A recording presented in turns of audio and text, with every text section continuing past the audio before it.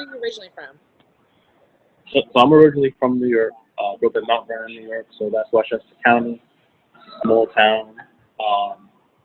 But it's kind of a rough town in terms of the percentage of people who are impacted by poverty to the percentage of people who aren't. And within that environment, I certainly was impacted by a poverty mindset. So that's not to say that I was aware of the fact that I was poor growing up. But certainly when I got into a different environment and I started to kind of see the habits and behaviors of people who either have always had money or more money than I had access to through my family, or people who have just completely separated off from understanding what it's like to be poor, what is poverty. I told stories to friends in my current environment, and they're like, really, that happens? Can't imagine food stamps, can't imagine having to bargain shop or not buying what it is that you want, but getting the lesser version of it. And so it's an educational piece too. So you saw as a kid the need. You saw firsthand the importance of having your finances together. You saw a need for you to get into that field. Now, was that something you've always wanted to do, or did you stumble upon the field of being a financial strategist? I think it's a combination of both for sure. Initially, my desire to acquire information or knowledge on personal finance management came from a selfish place where it's like, okay, I know what it's like to be poor, and I don't ever want to experience that again. But as I acquired more and more knowledge, and I realized how many people didn't have the same knowledge, particularly people that I grew up with and around, I dropped tidbits here and there and shared that with them. And then once the ball really got rolling, I was like, wait a second, like people really don't know this stuff, and people need to know this stuff. Like they can make a difference in their life. That's why I said, you know what, like let me continue to educate myself with the any goal of the desire of being able to educate other people and sharing what it is that I know, because it's so important. It's not common, it's not taught in school, and there's so many people who live their life in a completely different kind of frame of reference than those who are looking at life through the lens of what is considered financially responsible or irresponsible, and certainly a long-term plan to, okay, I'm trying to make it beyond Monday through Friday. Like I'm trying to make it into my 60s, 70s, 80s, and what does that look like from a planning perspective? So knowing that you would probably say you have your ducks in a row when it comes to finances, I'm sure you can't help but to help family members kind of give them little tidbits. Do they find it annoying, or like, this guy's always talking about finances, or they're receptive to what you're saying because they see how it's working for you? I think it depends on when that question is being asked.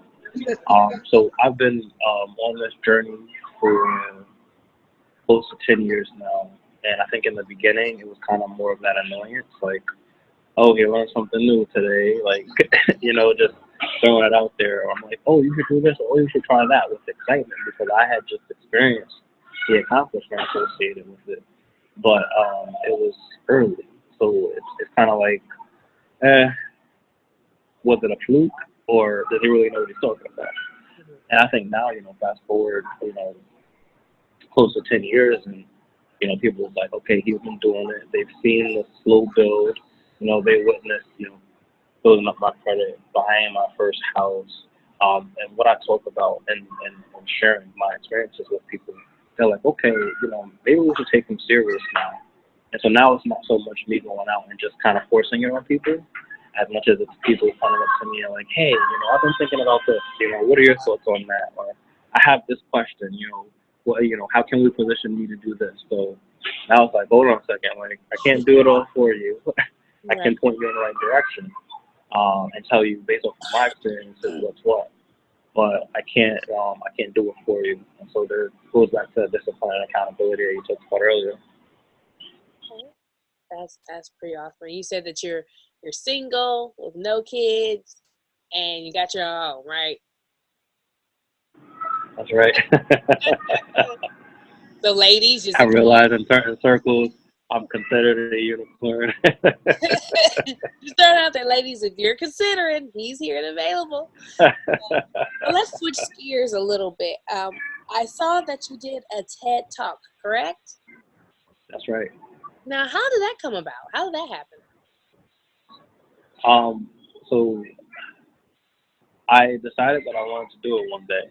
I think towards the end of 2018, actually, I had just recently started speaking as like my side hustle, and I wanted to build credibility rather quickly. So I had already published a book. I knew that I wanted to publish a second one, but I was like, no name. I don't want to say no name, but in the eyes of the public, no name individual. He's coming onto the scene. He's not licensed as a financial advisor. What value does he add to our organization? Why should we pay him? Why should we pay attention to him? Why, anything that makes people feel like this person is important. And I realized that TED is nationally recognized, and the credential speaks for itself. Anybody who's anybody in speaking wants to have delivered a TED Talk. And so really it was exercise and manifestation. And I talk about that a lot because I'm very intentional with the things that I do. So towards the end of 2018, I wrote down a goal. I want to deliver a TED Talk in 2019. And I did everything that I could to kind of align that. So I turned on post notifications for the nearest TED event on my Instagram and my Facebook page. As soon as they sent out the notification that auditions are open, I went and applied immediately. Like, there was no time wasted. And then throughout the application process, when I was interviewed for my topic, I said I can only talk about the most important thing in my life, the thing that I've been talking about, the thing that I know inside and out. And that's my experience and relationship with personal finance and how I've been able to accomplish what it is that I've accomplished. And so they thought that it was compelling enough topic. So they thought that it was compelling enough a topic to choose me, and I was one of 8 out of 100 plus applicants. So when they selected me, I was happy. I wasn't overly surprised. I was like, I believe that when you set your intention, that the universe kind of conspires to make that happen for you. Certainly, if you're taking steps towards making it happen for yourself. And so when I saw that, I was just like, wow, I'm doing the right thing. It was kind of confirmation for me. But certainly wasn't easy as I'm making it seem. I'm not an inexperienced speaker by any means. I'm not uncomfortable in front of audiences. I think that kind of came across. I sent them samples of me speaking before, and in terms of the subject matter and what my talk was going to be about, I think I communicated that with confidence and kind of subject matter expertise. So those all, of course, help in the selection process. I think that's so cool because a lot of people aren't sure how to do a TED Talks or how to get involved with that. So to show that you were one out of hundreds of applicants, that's pretty cool. After you did a TED Talk, Thank you. I know, right? So now you got the TED Talk and you're a published author. Tell me about your book. So I have 2 books. The one that I most recently published is called Financially Irresponsible. It's available on Amazon electronically, and there's a paperback version. And that book came about by accident. I knew that I wanted to write a second book after my first one was published, and I didn't know what I wanted to write about. So I was playing around with different themes relating to some of my personal accomplishments. But I was pretty adamant that I did not want to write a financial literacy book. And so I hired a business coach, actually, and we kind of ironed out what the strategy was going to look like in terms of writing the book, who my target audience was, how I was going to market it, like it was just the whole thing. And when we got to kind of talking about what the book was going to be about, he asked me, if you were there's a longer version. I'm going to give you the short version. Mm-hmm. If you were at an airport and somebody approached you saying that they really needed a speaker in the next 30 minutes, what would you talk about? Right. And I said, I would talk about personal finance. And he said, well, that's what you need to write about. And so then we started on that journey. And really, I put so much into that book because I wanted to give a lot. So it starts off addressing the spiritual and mental relationship with money. And then it goes into practical exercises and just kind of the exposure of terms and jargon that you might hear. So, like in banking, you know, who knows the difference between an ATM card, a debit card, and a credit card? Um, when I look at people, like they're using those terms interchangeably. Now, I've been working in banking for my entire career, so I know the difference. But when I see people stumbling or thinking that they can use their debit card and pick credit, and that's going to help build their credit, or by paying their cell phone bill on time that they're building credit, when that's their desire, they're going off of rumors. And so I wanted to kind of address the superstitions, the rumors, the fear that people have of being successful, talking themselves out of money, talking themselves out of entrepreneurship or the possibility of owning property, and really just kind of wanted to address it from a place of inspiration and education. So even though it is a financial literacy book, if you will, it's also a self-help book. It's an empowerment book, and it's designed to kind of really change what your mindset is around how to acquire money and how to manage the money that you have, and first reinforcing that you deserve it and that you can achieve it, but then going into the very basics of how do you get started. Okay. Oh, so where do you see yourself in the next 5 years? What's on the plate for Rahkim Sabree? I think I think I'm still figuring that out in some respects, um, but I'm definitely looking at full-time entrepreneurship. So I don't want to, by day I'm this, by night I'm that. I just want to. This is what I'm doing, and that can look different. That can be, my hands in various pots. But I think there's an element of freedom associated with my time and my focus that I would be able to do that. So currently between 8, let's call it, and 5 p.m., my attention and talents are focused on another organization and their success. And then I have all the time around that. Mm-hmm. But depending on the load of work for that particular day, I may not want to give anymore to the things that I have outside of it. Whereas if I'm free from that and I'm doing what it is that I want to do, what I'm passionate about, and what's mine, then I could give all of my day to that. And if I need to pull here or there, that's what that looks like. So 5 years from now, I think that's a good goal for me. 5 years from now, I'm approaching 30. I'll be 30 this year. So I'm starting to want to kind of thank you, thank you. um, Starting to want to focus kind of on family and expand it, like building family, um, settling down, finding a partner, having children. But I'm still so new in what it is that I'm passionate about. I think that that's kind of the area of potential. Like, do I want to focus on building and building and building and building, or do I want to focus on building in another direction, and what's the trade-off going to be there? So I know there's no rush in that, but within the next 5 years, I like to see myself maybe married. Um, and I have a nonprofit that I co-founded, and certainly a big priority of mine to get that up and running. So when I talk about entrepreneurship and kind of doing my own thing, that includes me as a speaker, that includes me as an author, that includes me as a financial coach, but it also includes me in terms of my relationship with the organization and having that be definitely a large source of income for me, and just kind of being able to see that through to fruition.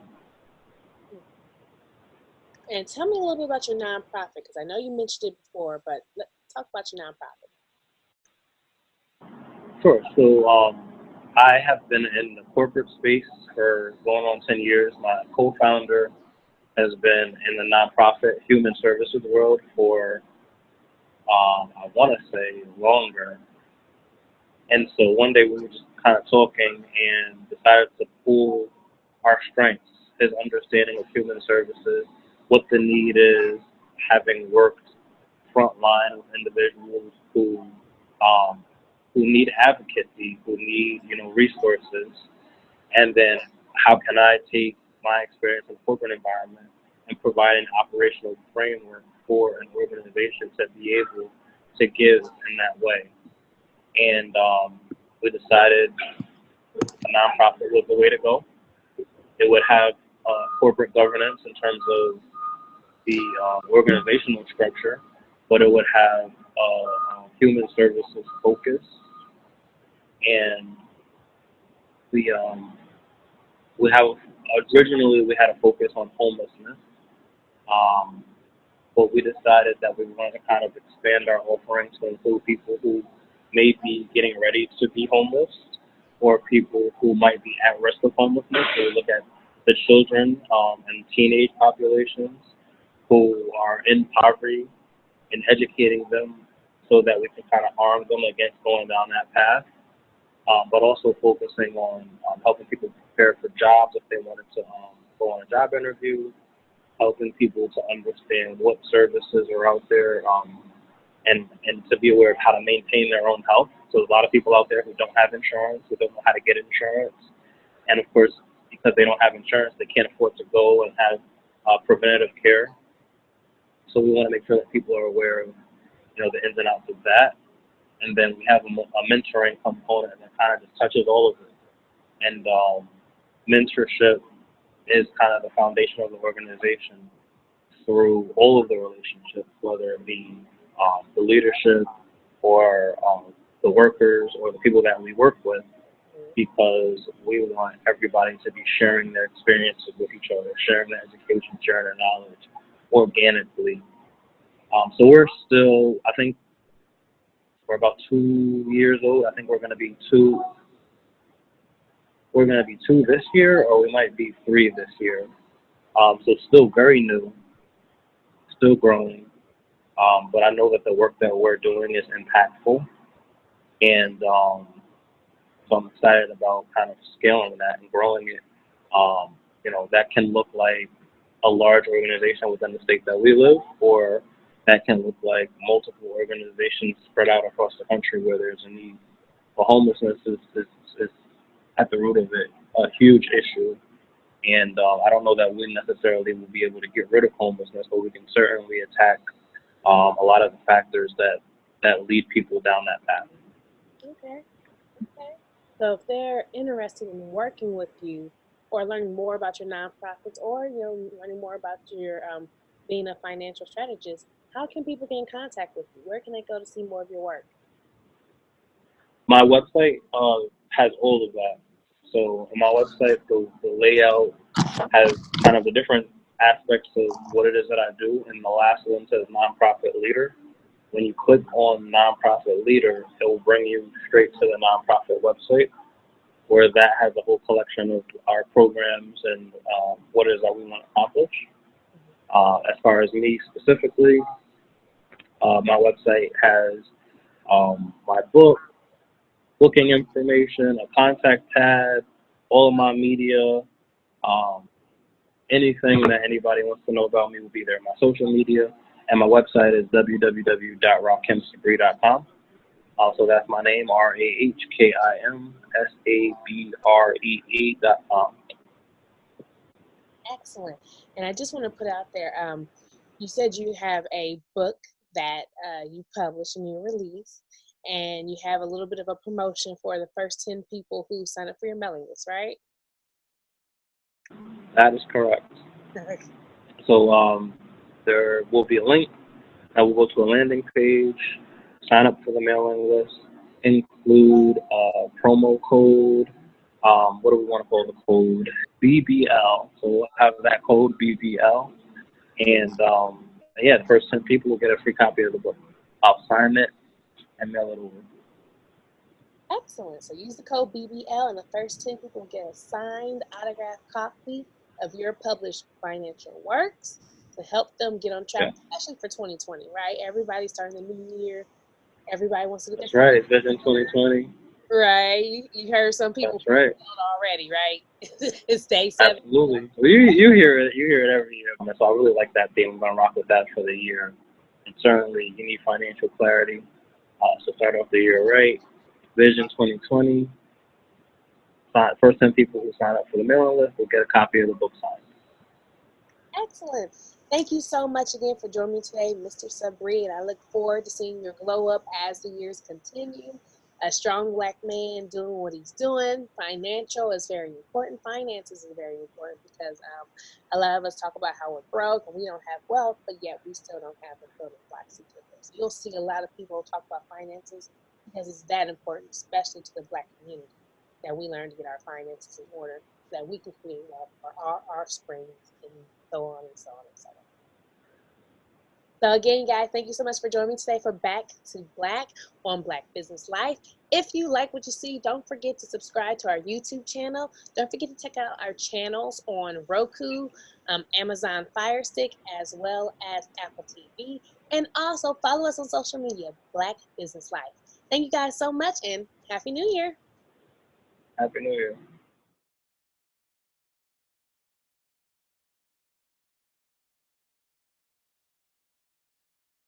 My name is Rahkim Sabree, and I am not a financial advisor. I am, however, an author, a speaker, and a financial coach.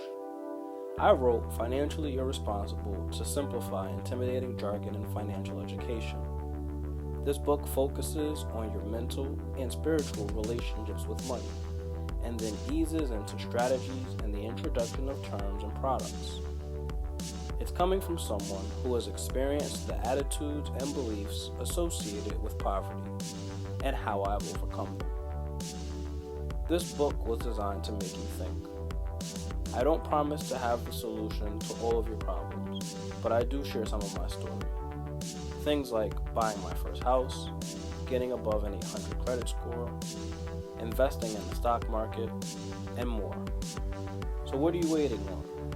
Buy the book now on Amazon or visit my website at www.rahkimsabree.com.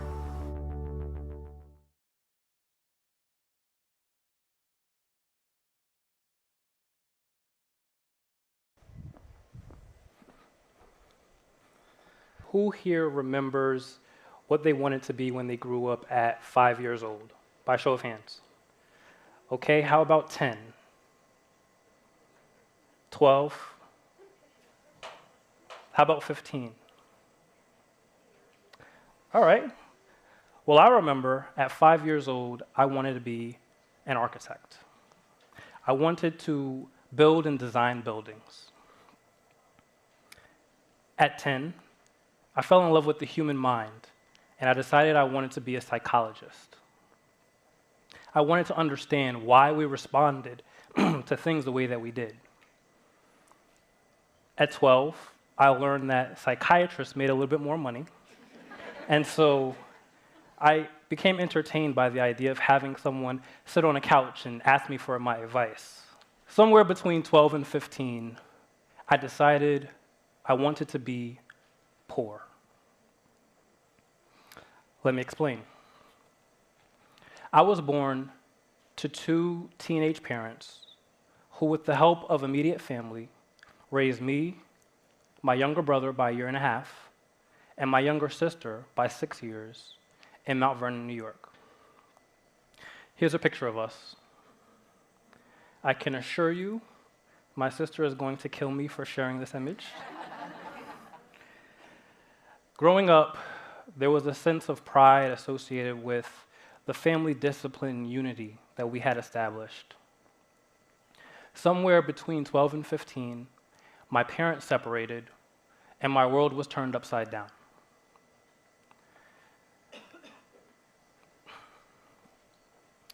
I began to question everything that I had learned about family and about relationships. I was thrusted into an administrative role in the household where I helped my mom maintain the house. When I say that I wanted to be poor, what I really mean is that I wanted to survive. In fact, I didn't even realize that we were poor. I just knew what the standard operations of the day looked like. I remember coming home from school some days and ripping an eviction notice off the front door of our apartment and asking my mom, do we need to find a new place to stay? I remember walking over our rent to the property management in cash and being yelled at because they wanted a money order.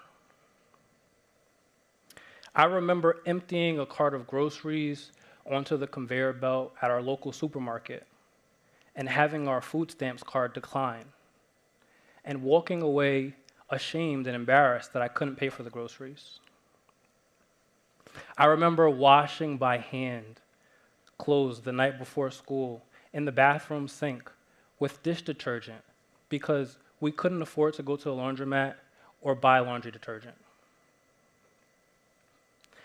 I remember hanging those clothes up to dry on a shower rod, and sometimes the next morning, I would have to wear the damp clothes to school. I'm sharing these stories with you because these experiences are the foundation for my passion around financial education. A study by FINRA states that 2/3 or 66% of Americans show low levels of financial literacy. A survey by Charles Schwab also shows that most Americans believe on average they need $1.7 million in order to retire. With staggering low rates of financial literacy and the high price point for retirement, how do we bridge that gap? I believe we do so with the establishment of a team.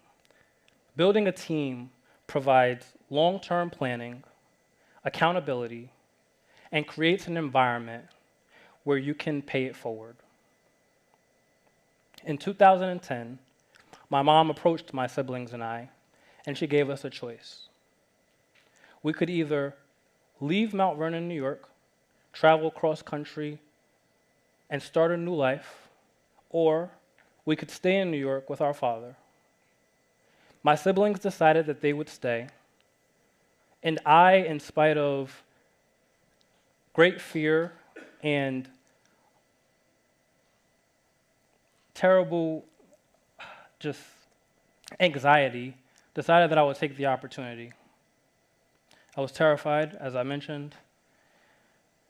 In 2011, we came back up north to Connecticut, where I started a career in financial services. Over the last 10 years, I've encountered the spectrum of people who demonstrate positive and negative financial best practices. I encountered people who would become friends within my peer group, who would accomplish things that I hadn't dreamed of accomplishing. Purchasing property, stellar credit. They had conversations regularly about 401k contributions and life insurance policies. I became consumed with the desire to learn and the desire to achieve.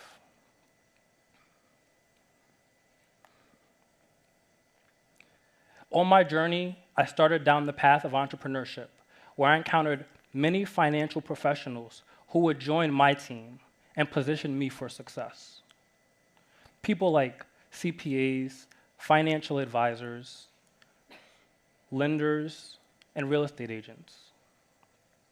Through my experience, I decided to create platforms to share what it is that I know, through writing, through talks like this one, through seminars. I grew up to a mantra: each one, teach one. Each one, reach one.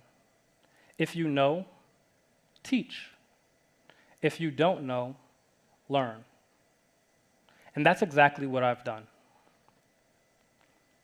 Most recently, I helped co-found an organization that focuses on ending homelessness through education. One area in particular that we focus on is financial education.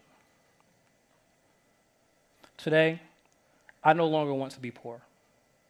In fact, at 29 years old, I stand before you owning my own property with a credit score well over 800 and paying it forward. Today, my call to action for you is to build a team. If you are in a position of knowledge, particularly around personal finance, have that conversation with your neighbor, your peers, your family. This is a conversation that should be had at every dinner table, in every classroom, over the course of every holiday. And lastly, I'll leave you with this proverb. I'm sure you guys have heard it before. If you want to go fast, go alone. If you want to go far, go together. Together, we can close the financial literacy gap.